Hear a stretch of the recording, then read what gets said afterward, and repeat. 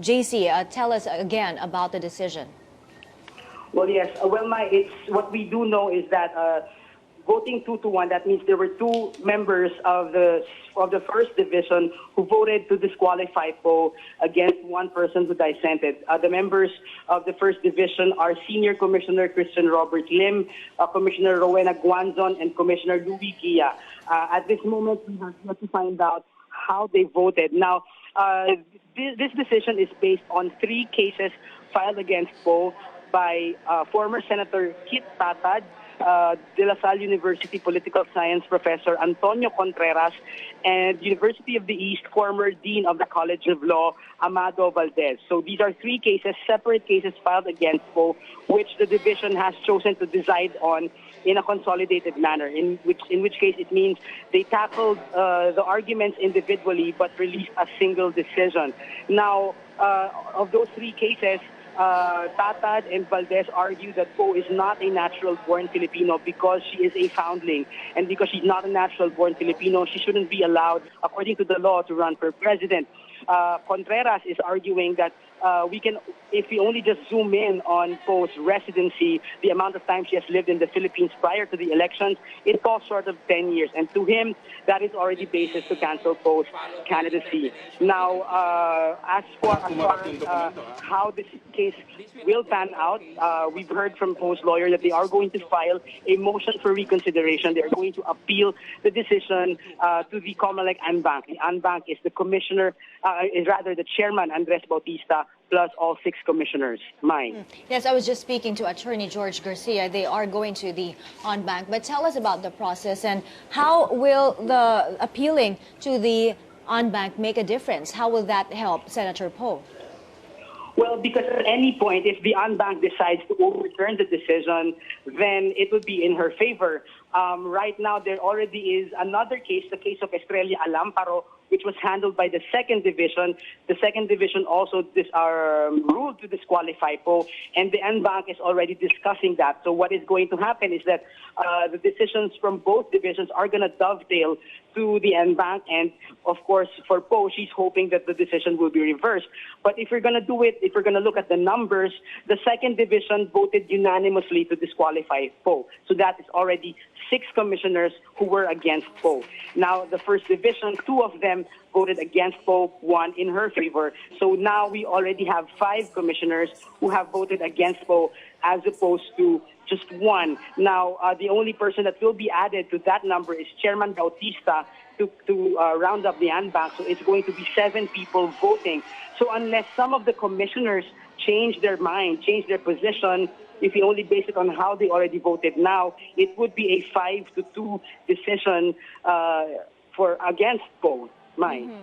Well, can we call this a disqualification? Technically, this is a cancellation of Grace Poe's COC, but is this a disqualification? Well, with the effect that it's going to block her candidacy, in a way you can look at it as a disqualification. However, when we listen to hearings, when we listen to lawyers talk about this issue, they say that when you say disqualification, you are zeroing in on certain qualities or fulfill things that the candidate fulfilled or did not fulfill that make her qualified or not qualified to be president. When you're talking about cancellation of COC, it means that she made misrepresentations, or in other words, that she lied, she gave false information in her certificate of candidacy.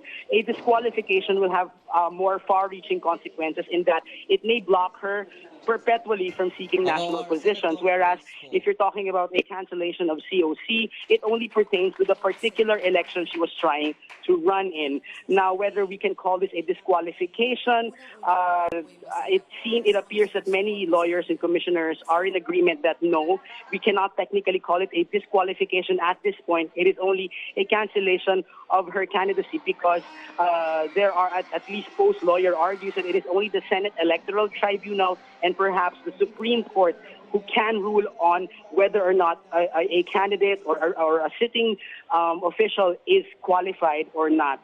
So as far as the Grace Poe camp is concerned, they're saying that this qualification can only be called by the Senate Electoral Tribunal or the Supreme Court. Mine.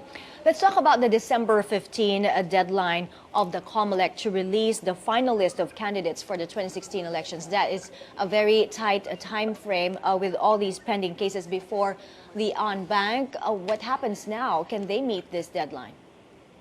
Well, the last that we've heard from Chairman Bautista is they do not intend to push back the deadline, which means we can still expect a list of candidates on December 15. Now, whether or not Senator Grace Poe's name will be on that list, that is what we will be waiting to find out.